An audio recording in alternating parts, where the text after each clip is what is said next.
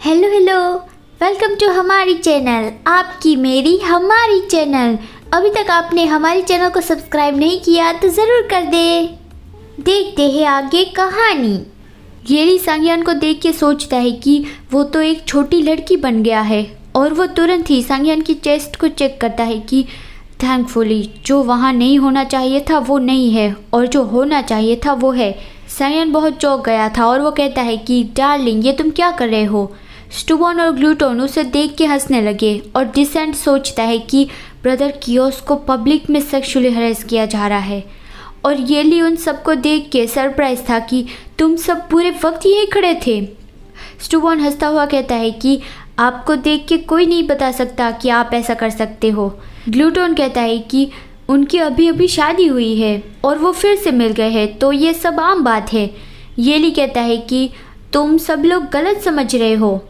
ग्लूटोन उससे फॉक्स के बारे में पूछता है कि वो कहाँ है तो येली कहता है कि हमारी थोड़ी बहस हो गई थी तो वो गुस्से से भाग गया है, वो बहुत ज़्यादा दूर नहीं गया होगा।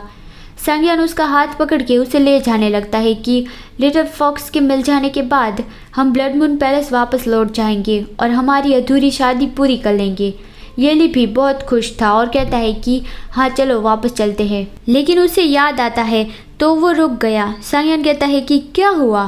येली अब बहुत परेशान था कि मैं तो भूल ही गया था कि मैं अब वापस नहीं जा सकता। तो वो सांगयान को मना कर देता है कि मैं दानव लोक वापस नहीं आ सकता।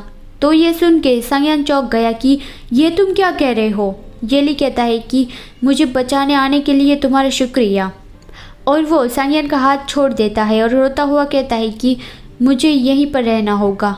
सांगयान कहता है कि आली ये तुम क्या कह रहे हो, मुझे तुम्हारा ये मजाक बिल्कुल भी पसंद नहीं आया।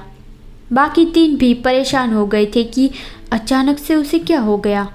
सांगयान उन सबको कहता है कि तुम लोग लिटिल फॉक्स को ढूंढने चले जाओ, मैं उसे थोड़ा मनाऊंगा तो सब ठीक हो जाएगा। स्टूबॉन सांगयान को बहुत नटखट आवाज़ में धीमे से कहता है कि अगर तुम्हारा वाइफ तुम्हारी बात ना माने तो उसे ज़बरदस्ती अपने साथ ले आना और उसे बेड पर डाल के उसे फिर स्लोली सबक सिखाना। लेकिन डिसेंट उसे ले जाने लगता है। उन तीनों के जाने के बाद फिर सांगयान अपने एडल्ट स्वरूप में आता है और येली को मनाने लगा कि क्या यही रीज़न है कि मैं बहुत देर से आया और तुम्हें यहाँ बहुत ज़्यादा सफ़र करना पड़ा। येली सोचता है कि ग्रेट सेरेमनी के दिन चाहे हम कामयाब हो या फिर फेल हो, ये पॉसिबल ही नहीं कि मैं ज़िंदा वापस आऊँगा। मैं उसे कैसे मनाऊँ कि वो मुझे भूल जाए। सांगयान उसे पीछे से हक करके कहता है कि मेरे प्यारे वाइफ प्लीज़ मुझे माफ़ कर दो, अगली बार मैं डेफिनेटली तुम्हें बचा लूँगा। वापस चलने के बाद तुम जितना चाहो उतना मुझ पर गुस्सा कर सकते हो, ठीक है। येली कहता है कि आयन इसमें तुम्हारी कोई गलती नहीं है, तुम बहुत अच्छे हो, मैं तुम पे कभी गुस्सा नहीं था। चाहे तुम बहुत ही भयानक बीस्ट हो या फिर एक छोटे बच्चे हो, एक टीनेजर हो, एक छोटी लड़की हो या फिर अभी तुम जो हो वैसे हो, मैं तुम्हारे वो सारे स्वरूप को बहुत प्यार करता हूँ। तो सांगयान की जान में जान आई कि सच में, तो फिर ठीक है, मैं तो बहुत डर गया था। मैं तो ये सोचने की हिम्मत भी नहीं कर सकता कि अगर मेरा आली मुझसे नफ़रत करने लगेगा तो मैं क्या करूँगा। येली उसे गले लगा के कहता है कि इस पूरी दुनिया में मैं सिर्फ तुमसे ही सबसे ज़्यादा प्यार करता हूँ, लेकिन मैं हमारे वादे को नहीं निभा पाऊँगा, तुम्हारा पार्टनर नहीं बन पाऊँगा और हमेशा तुम्हारे साथ नहीं रह पाऊँगा। I am sorry. तो ये सुन के सांगयान बहुत चौंक गया और कहता है कि क्या तुम मुझसे प्यार करते हो लेकिन मेरे साथ वापस नहीं चल सकते, और अभी ये तुम क्या कह रहे हो कि तुम मेरे साथ भी नहीं रह सकते। मुझे कुछ भी समझ नहीं आ रहा है। तो येली उसे समझाता है कि मुझे लगा था कि सिर्फ तुम्हारे लिए ही मेरा पुनर्जन्म हुआ है, लेकिन मैं गलत था। मेरा जन्म तो एक बहुत बड़ी जिम्मेदारी के लिए हुआ था। इस बार तुम मेरा इंतज़ार मत करना, मैं तुम्हें 2 बार इंतज़ार करवाऊँ उसके मैं लायक नहीं हूँ। सांगयान ज़ोर से कहता है कि मुझे इस सब पे यकीन नहीं है, तुम ऐसा क्यों कह रहे हो। और वो येली का कॉलर पकड़ के बहुत गुस्से से कहता है कि ये कौन सी महान जिम्मेदारी है जो हमारे एक होने से ज़्यादा इम्पोर्टेंट है। तो येली उसे बताता है कि इस पूरी दुनिया को बचाने के लिए मैं हेवनली एम्परर के साथ इस यूनिवर्स के अल्टार पर जाऊँगा और हेवनली लोक को हरा दूँगा। तो ये सुन के सांगयान चौंक गया और हंसता हुआ कहता है कि ये जियोचेन ने तुम्हें कहा है, वो कमीना कहीं का, कितनी चालें चलेगा। माय स्टूपिड डार्लिंग, उस विलन ने तुम्हें फिर से गुमराह कर दिया है।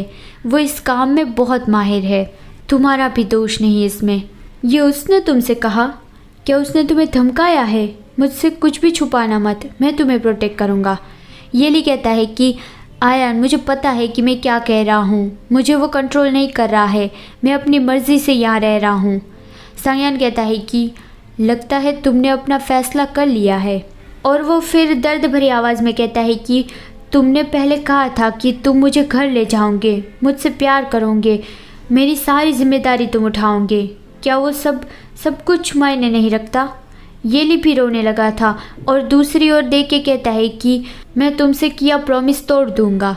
सांगयान बहुत गुस्सा हो गया और अपने हाथ में अपनी स्वॉर्ड बुला ली और ज़ोर से कहता है कि तुम्हें उस राक्षस जियू चेन ने गुमराह कर दिया है। मैं उसे मार डालूंगा, उसका सर काट के उसे एक बॉल की तरह किक लगा के दूर फेंक दूंगा। मुझे लगता है तब जाके तुम्हें सही होश आएगा। जियू चेन अभी भी फांचाओ की उस रस्सियों से बंधा था। वो सोचता है कि बहुत अजीब बात है, फांचाओ अभी तक वापस क्यों नहीं आया है। और ये भी अजीब बात है कि अचानक से यहाँ बहुत स्ट्रॉन्ग डेमोनिक एनर्जी क्यों फील होने लगी है। अभी कौन सी डेमोनिक फैमिली पागलों की तरह यहाँ घुस आई है। अच्छा तो चलते हैं, बाय बाय। अरे हाँ, वीडियो अच्छा लगा हो तो लाइक ज़रूर कर देना, और अगर पहले से कर दिया है तो उसको थैंक यू सो मच, और अभी जो लाइक कर रहे हैं उसको भी thank you so much. Now bye bye.